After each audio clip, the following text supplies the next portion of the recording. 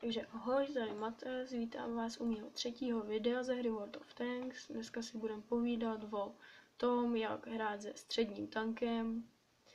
Vybral jsem si tady na to stroj VK 30,01P. Pro mě to je dobrý stroj, výborný dílo, který ale dlouho doměřuje, je rychlej, obratný a zase málo pancíře. Tak jdeme na to.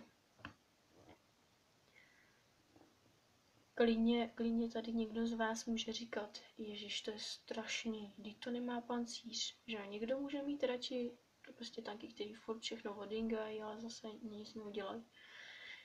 Já si radši pořádně zastřílím s dobrým dělem, no a tady vidíte ten matchmaking, tady vám ukážu, že to jde hrát i s normálním středním tankem, ale se špatným matchmakingem. Že i tady se to dělo nestratí, ten tank se tady nestratí. Průbojnost je tady 132, damage 220, to není vůbec špatný. Takže jedem.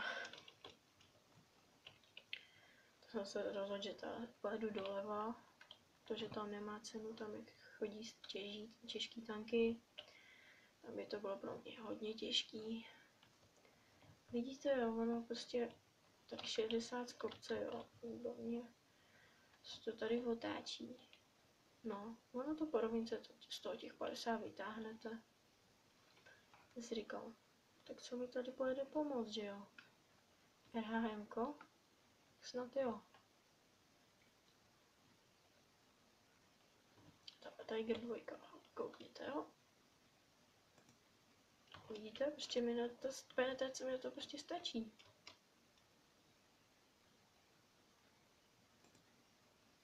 No, tady teda jsem, škoda, že jsem ho netrefil. Víte, prostě on má z boku, ten Tiger 2 má celkem papírovou věž, jo. Takže jsem se takhle schoval, že... No. Jsem říkal, no tak, že někdo ho tam objevte, že jo. Padalo to, že se do toho nikomu moc nechce. Takže jsem si říkal, to je 150. Vlastně není trochu vyje. A ten Karner, on. Takže jsem si říkal, no tak šup rychle. Rychle. 62. Tak byli jsme tu 3, že jo.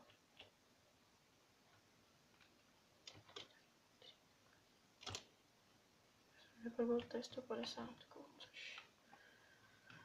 což mi přišlo celkem divný, jo. Jsem si říkal, no tak když to tu zahrajeme chytře, tak bychom tu mohli ustřílet i toho Karnelu s tím RHMkem. Ovšem RHMko se rozhodlo prostě odjet, jo, takže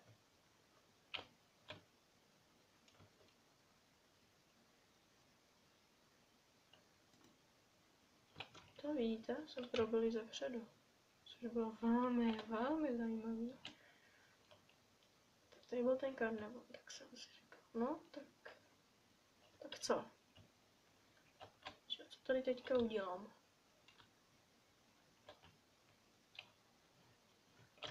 Říkal, no to RHMko jako taky jako, když bude chytrý, tak nám pomůže a hodně.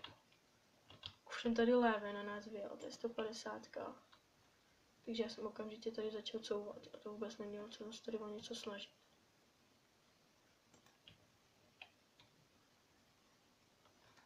Jsi říkal někam do krytu. Jsem ho teda detraknul. Já si říkal, no tak si zastřílíme, že jo.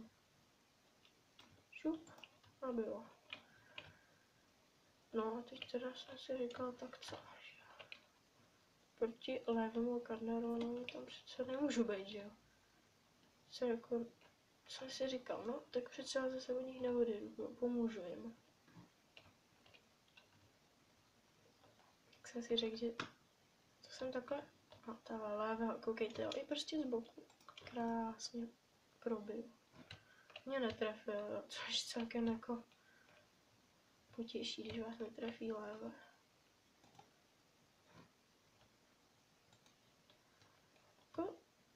vidíte, a teďka jsem si říkal, no tak leva nic. Carnarvon byl pryč, takže už zbývá jenom ten léve. Takže jsem si řekl, že bych tam nějak jako něco udělat, že jo. A Janko to taky zahrál výborně. No, s tím jeho dělem to, že skoro nejde zahrát špatně. Jsem si říkal, no tak jedem. Tak. A. Zbytečně vystřelil, ale nevadí. No. Tak tady už jsme měli značnou převahu. Tak jsem se rozjel. Dále byly posledně vidět, tady ty dva, tak jsme se tam chtěli rozjet, ale bohužel vůbec nechápu, co tady ten Hellcat s tím Carnarvonem, co tady vůbec dělají. Oni prostě, proč oni to takhle chtějí obět, oni než to objedou, tak jsou mrtví ty dva. Nepochopíte prostě, takovýhle lidi.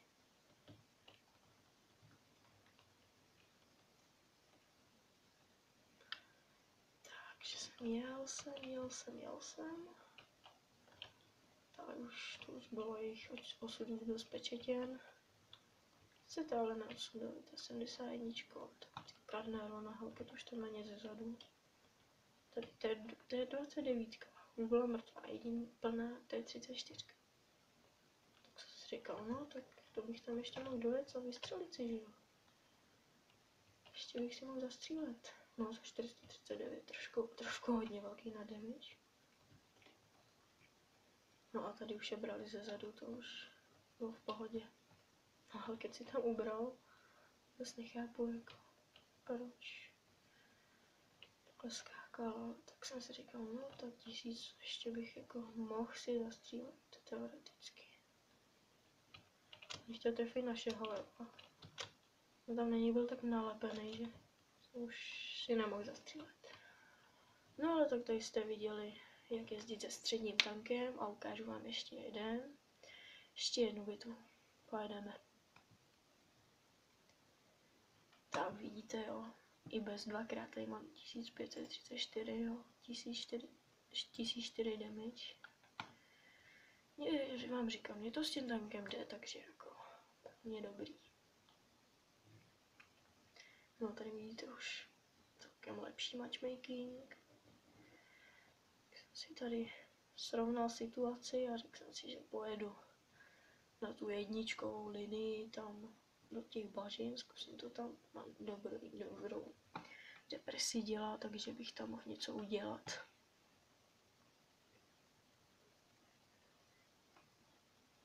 Tak. Jste viděli v bitvě předtím, že tenhle tank se nestratí ani v bitvě proti vyšším týmům, i o 2 vyšším týmům, že jsem je tam prostě dával z boku, jo, Tiger ze vpředu době, že jsem si probil. A nebyla to štok věž, takže jsem si taky říkal, jak jsem ho mohl probít, ale tak jsem si říkal, tak si tady počkám, jaký bude rozložení sil, že jo. Má cenu už jezdit rovnou někam. No 2, no. No tak do města jich jede celkem dost. Tak pojedu do bažiny. Tam zatím jede jenom 1.6, tak pomůžu, i když tady jenom 5, 4. Tak jsem si říkal, ale jo, tak vemu to do toho města.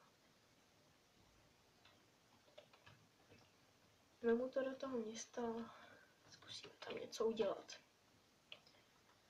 Celkem důležitý bod, obsadit to město, že jo, pak můžete v té roklině, nebo jak to budu říkat, tak ty můžete vůbec krásně přes to město. A 44 úplně nesmyslně jel do prostředka, no. To prostě není spotter, tak co tam dělá? Jo, vidíte, jo, a úplně zbytečně už to dostává damage. Ale zaměřil. No, neměl jsem šanci si vystřelit. Spojenci byli rychlejší střelci než já, bohužel. No tak už jsem prostě vyrazil do města. Si říkal, že jsem neudělal chybu, že jsem je tam nechal, jo, protože tam byly 3, 4 tam byly na ty 2, ale byly tam 2 šestky a my jsme tam měli jenom 2 pětky, 1 4 a 6. Tak jsem si říkal, tak snad to zahraju chytře nějak trochu, že jo. A bude to. Jsem si všiml, že prostě soupeř úplně rezignoval tady na to město, jo, že bez to nemá cenu, takže jsme si tady krásně projeli, jo, ani škrábanec, až tady jsme teda objevili. Říkám, a tahle, to je 34,85, tak šup tam dolů. A byl ten kámen. Tak tady fury. No, to jsem nemohl. Zkusím tak letmo vystřelit, bohužel.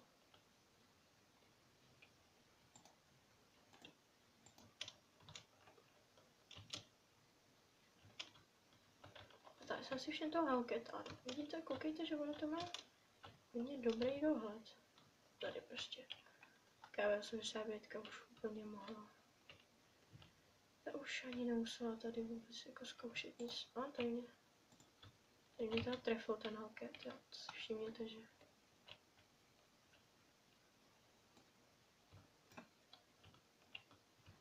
No, to by celkem zabolelo, kdyby mě ještě trefila, tyjo. Říkám, aha. Tam už asi neulovím. Takže, vidíte, že jsou tam všichni, takže nutně jsme potřebovali tam co nejrychleji dojet a ze zadu je zničit.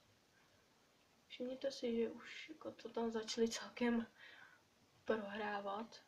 No, tady KV1 ještě. To byl důležitý krok, kdy oni prostě se nebáli, jo. Oni tam zůstali, což bylo výborný.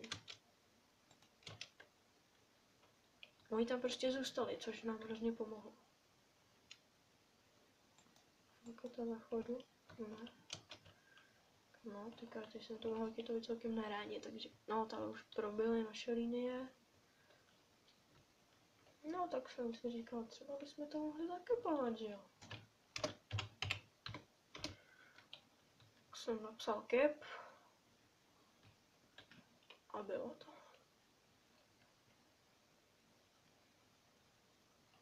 No, tady jsme začali kepovat, jo. Tak. Tady prostě ten Hellcat jako... Vidíte, on tady dostával, takže on nemohl na nás najet. No, vidíte? Tady výborná práce naší obrany. Jsem psal, jako ať furt kepujou.